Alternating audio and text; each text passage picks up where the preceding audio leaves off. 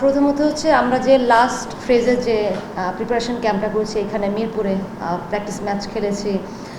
তারপর হচ্ছে ইনডোর এবং আউটডোর দুটো মিলে কিছু প্র্যাকটিস করেছি ওখানে কয়েকটা দিন। আমার কাছে মনে হয় এটা আমাদের জন্য অনেক ভালো ইম্প্যাক্টফুল ছিল। আর সোফা যখন আমরা শ্রীলঙ্কা সিরিজ খেলছি তখন কিন্তু ওডিআই টি20 দুটোকেই আমাদের মাথায় রেখে প্র্যাকটিস করতে হয়েছে।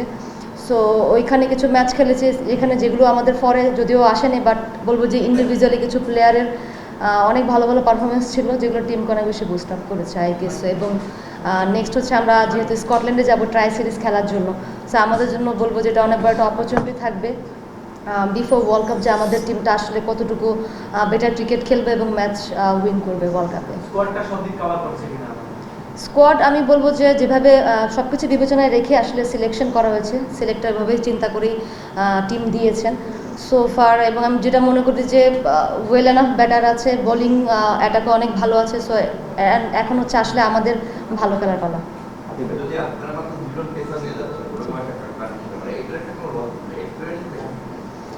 দুটো পেসারের সাথে কিন্তু একটা পেস বোলিং অলরাউন্ডার আছে, সো তিনটা।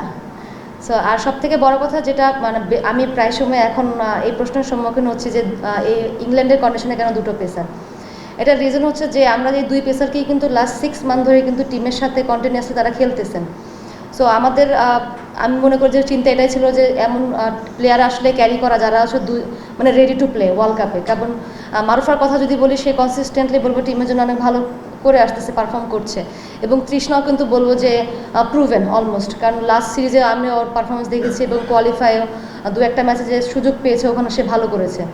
সো মোরালেস আমরা দুটো প্লেয়ারকেই আমরা খেলাতে পারবো এরকম রেডি প্লেয়ারই নিয়ে যাচ্ছি। সো এখন আমাদের হাই টাইম হচ্ছে এই দুটো প্লেয়ারকে আমরা কীভাবে টেক কেয়ার করতেছি, মেনটেন করে, এবং তারা যেন ফুল ওয়ার্ল্ড কাপে অ্যাভেলেবেল থাকে সেটা মেক শিওর করা।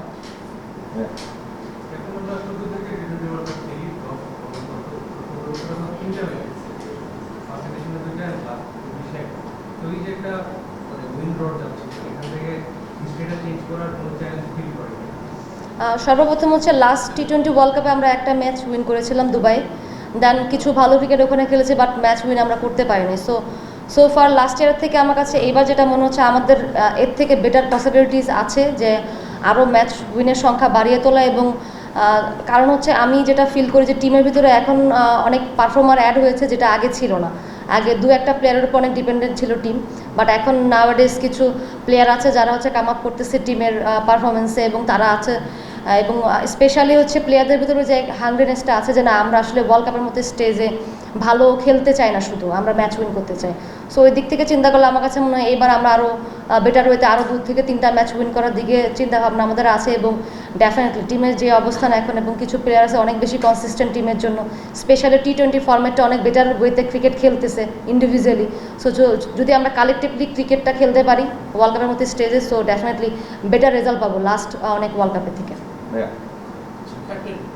ওয়ানডে বিশ্বকাপের আগে আন্ডার-15 মেন্স টিমের সঙ্গে খেলেছিলেন, এবার মানে আন্ডার-16 এর সঙ্গে খেলেন। যদিও সামনে একটা ট্রাইন্যাশনাল সিরিজ খেলার সুযোগ আছে, কিন্তু দেশে কি আসলে আদর্শ প্রস্তুতিটা হলো কিনা?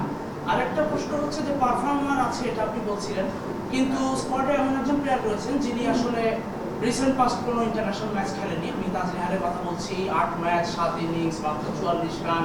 যদিও শিপন ভাই দল ঘোষণার দিন তার হিটিং অ্যাবিলিটি নিয়ে কথা বলেছে, কিন্তু সেটার কোনো রিফ্লেক্ট পাইনি।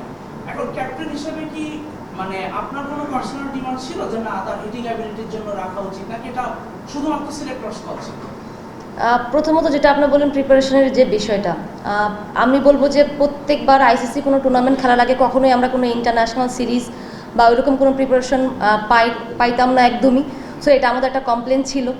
সো ওই দিক থেকে কিন্তু এবার আমাদের সেটা নেই, কারণ আমরা শ্রীলঙ্কার সাথে 3টা ম্যাচ ওখানে খেলেছি এবং সামনে যে আরও 4টা ট্রাইন্যাশনাল সিরিজে 4টা ম্যাচ খেলবো আমরা। সো আমাদের জন্য এর থেকে বড় আইডিয়াল কোনো প্রিপারেশন হতে পারে না।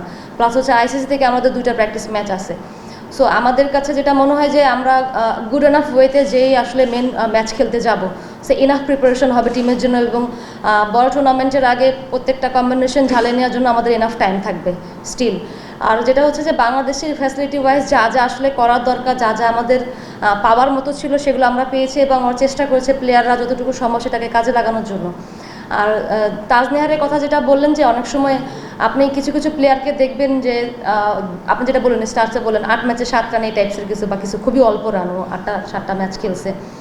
বাট প্রত্যেকেই কিন্তু গুড এনাফ অপরচুনিটি পায় না। অনেক সময় হয় টি-20 ম্যাচগুলোতে একটা প্লেয়ারকে 2 বলের জন্যও নামতে হয়, 3 বলের জন্যও নামতে হয়, বা এমন একটা সিচুয়েশনে তাকে নামতে হয় যেখানে যে আসলে চাইলেও ওইভাবে ওকে যেই হচ্ছে হিট করতে হয়। সো আইদার ওকে রান ও করতেও পারে, আবার নাও করতে পারে।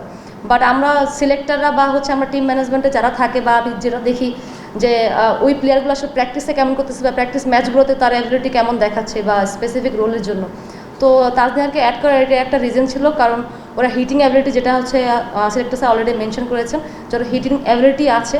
তো সোফার তাকে আসলে আমরা এরকম গুড এনাফ অপরচুনিটি দিতে পারি না যেখানে সে আসলে একটু টাইম নিয়ে ফ্লেক্সিবল ওয়েতে যে আসলে নিজে রান করতে পারবে। সো বরাবরই ও প্রেশারে ব্যাটিং করেছে। সো হয়তো বা এই জন্য ওর হচ্ছে রান দেখার মতো না টিমে বা হচ্ছে যখন সে খেলেছে। সো আমরা আশা করছি যে তাকে আসলে এরকম একটা অপরচুনিটি দেওয়া, এবং লাস্ট 2টা প্র্যাকটিস ম্যাচ এখানে প্লাস হচ্ছে শ্রীলঙ্কা সিরিজের আগেও যে প্র্যাকটিস ম্যাচগুলো আমরা বিকেএসপিতে খেলেছি তার কিছু সিগনিফিকেন্ট বলবো যে পারফরমেন্স ছিল ওখানে দেখার মতো। সো ওই থেকে চিন্তা করে আসলে তাকে সিলেকশনে রাখা হয়েছে।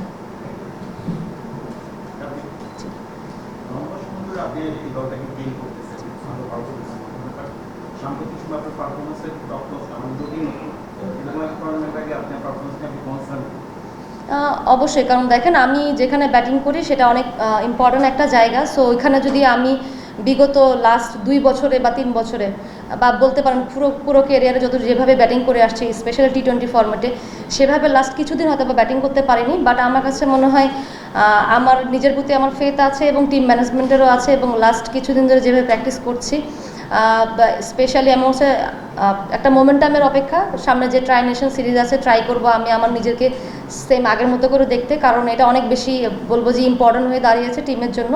কারণ প্রত্যেকবার দেখছি যে আমরা 2-1টা জায়গায় আসলে ল্যাক করছে যার জন্য ম্যাচ উইন করছি না। সো আমার পারফরমেন্সটা টিমের উইনিংয়ের ফরে অনেক বেশি ইম্পর্টেন্ট। সো লুকিং ফরওয়ার্ড যে সামনে যেন আমি আমার খেলাটা খেলতে পারি।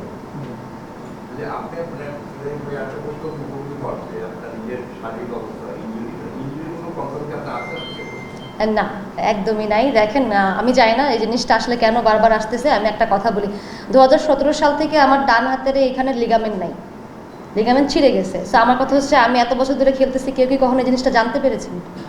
না, নো ওয়ান নোস। তো তার মানে কি, তা আমি তো ক্রিকেট খেলে আসতেছি।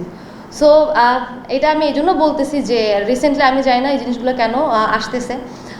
সবথেকে বড় কথা হচ্ছে যে আমি 100% ফিট এনাফ, তাই বলে আমি হচ্ছে সিলেক্টেড হয়েছি টি-20 ওয়ার্ল্ড কাপের টিমে। আর সবথেকে বড় কথা যে প্রত্যেকটা প্লেয়ারের কিছু না কিছু ছোটোখাটো নিগলস থাকে। বিশ্বের কোনো প্লেয়ারই আসলে বলতে পারবে না তার কোনো ইনজুরি নেই, ছোটোখাটো প্রবলেম ইস্যু থাকে, বাট সেগুলো ম্যানেজ করে সবাই খেলে। সো ওই সেম জায়গাতে আমি এবং বাকি প্লেয়ারও যে ছোটোখাটো যে বিষয়গুলো আছে যেগুলো ম্যানেজ করে খেলা যায় সেগুলো আমি খেলছি, এবং সেটা কখনোই আমার মনে হয় না যে মাঠে কোনো ইফেক্ট করেছে।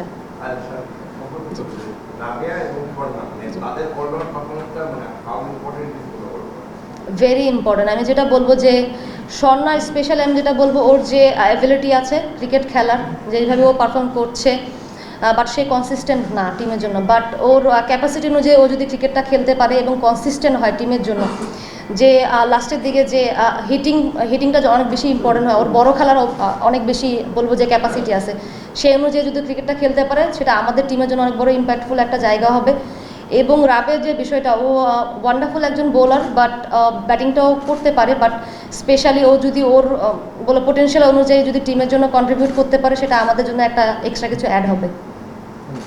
ক্যাপ্টেন ইংল্যান্ড ওয়ার্ল্ড কাপ যেতে যাচ্ছে, তার জন্য শুভকামনা জানাচ্ছি। আর একটা ব্যাপার একটু জানতে চাই, বিশ্বকাপ এমন একটা টুর্নামেন্ট, আপনি যদি টুর্নামেন্টে ভালো করে পুরো ওভার থেকে একটা রেসপেক্ট আদায় করা যায়। আবার এমন কিছু দলের সঙ্গে কিন্তু যেটা দ্বিপাক্ষিক সিরিজে খুব বেশি সম্ভব হয় না, যদি লাস্ট কয়েক বছর দিকে তাকান। তো বিশ্ব ক্রিকেটের একটা রেসপেক্ট আদায় করা কতখানি সম্ভব আসলে এই বিশ্বকাপে, এটা বাস্তবতা কি বলে? সর্বপ্রথম বলবো যে আমাদের দলের জন্য একটা বিগেস্ট অপরচুনিটি, আমরা যখন ওয়ার্ল্ড কাপ খেলতে যাই, যেহেতু আমরা যেমন টিম যেখানে আমাদের এক্সপোজারগুলো অনেক কম থাকে, সো আমরা সবসময় চাই ওয়ার্ল্ড কাপের মধ্যে স্টেজে, কারণ এটা সব থেকে বিগেস্ট স্পটলাইট বলা যেতে পারে, যেখানে ওয়ার্ল্ড ক্রিকেটের সব জায়গায় চোখ থাকে, নজর থাকে। তো স্পেশালি এসব জায়গায় যখন হচ্ছে আমরা বেটার পারফরমেন্স করি, তখন দেখা যাচ্ছে যে টিমকে নিয়ে অনেক বেশি আলোচনা হয়, এবং স্পেশালি যখন ইন্ডিভিজুয়ালি প্লেয়াররা ভালো করে তখন তাদের জন্য বিভিন্ন অপরচুনিটি আসলে আসে। তো ওই দিক থেকে চিন্তা করলে বলবো যে আমাদের জন্য বিগেস্ট একটা চান্স, এবং টিমের অবস্থান অনুযায়ী, এবং আমি বলবো যে তারা সবাই পজিটিভ যে মাইন্ড ফ্রেমে আছে এখন বর্তমানে, সো এই টিমটা যদি ওয়ার্ল্ড কাপে বেটার ক্রিকেট খেলতে পারে সেটা বাংলাদেশ উইমেন ক্রিকেটের জন্য অনেক বেটার হবে, এবং পার্সোনালি তো বলবো যে ইন্ডিভিজুয়ালি প্লেয়াররা অনেক বেশি বেনিফিটেড হবে। আপু একটু আগে যে প্রশ্নটা হয়েছিল আপনি ইঞ্জুরি নিয়ে, সেই জিনিসটা আসলে সেদিন আপনাদের চিফ সিলেক্টরই এক কথায় বলেছেন যে উনি আপনার বিশ্রাম নিয়ে নিয়ে খেলতে হবে আপনার যে ইঞ্জুরিটা। আপনি কি প্রপার বিশ্রাম নিচ্ছেন নাকি বিশ্রাম নেওয়ারও আপনার প্রয়োজন নেই, আপনার যে ইয়েটা আছে সেটাই? না, একদমই না। আসলে আমি জানি না প্রশ্নটা আসলে কি করেছিলেন এবং তিনি কিভাবে বলেছেন, বাট আমার এমন কোনো কিছু নেই যেটার জন্য আমার বিশ্রাম নিয়ে আসলে খেলতে হবে, এরকম কোনো কিছু না, বা এরকম না, আমি 100% ফিট আছি। আর আরেকটা প্রশ্ন যে আপনি বললেন যে বিষয়টা কি টার্গেট, তো সেই জায়গা থেকে আপনারা কি স্পেসিফিক কোনো ম্যাচ ধরে ধরে টার্গেট করছেন যে আমরা এই রাউন্ডে 3টা ম্যাচ জিতবো, তারপরে সেমিফাইনালে যাবো, এরকম মানে এরকম কোনো প্ল্যান নাকি সবগুলো ম্যাচই জাস্ট অ্যাজ ইউজুয়াল খেলতে চাই? না, আমি বলবো যে আমাদের দুটো ম্যাচে যেমন হচ্ছে আমি মনে করি যে আমাদের অনেক বড় চান্স থাকবে উইন করার, সেটা হচ্ছে একটা হচ্ছে নেদারল্যান্ড, একটা পাকিস্তান।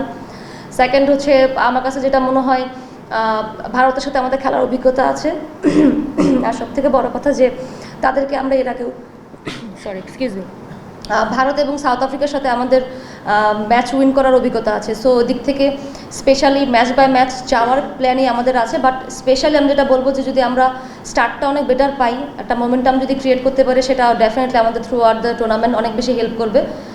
বাট আমি মনে করি যে এইবার এই টুর্নামেন্টে যে গ্রুপে আমরা আছি আমাদের অনেক বেস্ট পসিবল ওয়েতে আছে যেন আমরা অ্যাটলিস্ট 3টা ম্যাচ উইন করতে পারবো।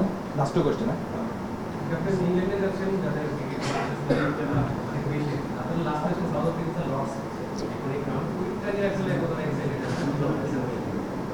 টিম এক্সাইটেড, বাট আবার আমি বলবো যে অন্য দিক থেকে আমরা অনেক বেশি ফোকাসড, কারণ হচ্ছে লর্ডসের খেলাটা কিন্তু সবার লাস্টে একদম, সো এর আগে আমাদের আরও 4টা ম্যাচ খেলতে হবে। সো ফার বাট স্টিল ছোটো থেকে যখন আমরা ক্রিকেট খেলা শুরু করেছি বা দেখতেছি, কিছু ফেমাস গ্রাউন্ড আছে বা হিস্টোরিক্যাল প্লেসেস আছে যেখানে আসলে প্লেয়াররা যে খেলতে চায়, তো আমাদেরও সেম, আমরাও খুশি যে আমরা ওখানে আসলে একটা অপরচুনিটি এসেছে, এবং এটা কিন্তু আমরা কোয়ালিফাই আনবিটেন চ্যাম্পিয়ন ছিলাম। চ্যাম্পিয়ন যে টিমটা ছিল তখনই আমরা শুনেছিলাম যে টিমটা চ্যাম্পিয়ন হবে মেবি তাদের একটা খেলা লর্ডসে হতে পারে। সো আমি তখন মেয়েদের সাথে এটাই কথা ছিল যে ইটস এ গুড অপরচুনিটি সবার জন্য, যে একটা এরকম হিস্টোরিক্যাল প্লেসে যে আসলে হিস্টোরি মেক করা। দেখেন উনি তো অনেক দিন ধরেই হচ্ছে দলের সাথে নেই, তো ওনাকে আসলে কীভাবে চাওয়ার তো কোনো ওয়ে নাই আসলে। এখন টিমে যারা আছেন আমি মনে করি যে তারা অনেক দিন ধরে টিমের সাথে আছেন এবং দলের জন্য খুব ভালো পারফর্ম করে যাচ্ছেন।